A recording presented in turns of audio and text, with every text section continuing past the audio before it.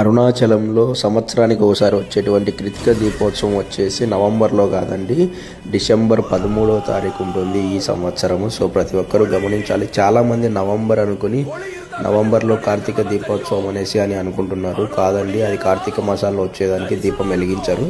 So last year Karthika మాసంలో 2 వచ్చాయి కాబట్టి అట్లా అనుకుంటున్నారు. సో డిసెంబర్ 13వ తారీఖు కృతిక దీపోత్సవం అరుణాచలంలో. సో దయచేసి అందరు లైక్ చేసి షేర్ చేయండి, అందరికీ తెలిసేలా. అలాగే ఫాలో చేయండి ఇంకొన్ని ఇన్ఫర్మేషన్ కోసం. అలాగే దీపోత్సవానికి రూమ్స్ బుకింగ్ కావాలనుకుంటే ముందే బుక్ చేసుకోవాలండి. చాలామంది బ్లాక్ చేసేస్తారు, ఇవ్వరు అనమాట. సో ఆ టైంలో ఎక్కువ అమౌంట్ కమ్మేసుకుంటారు.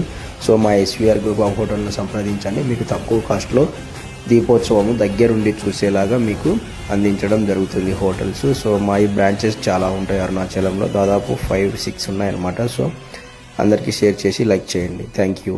ఓం నమః శివాయ.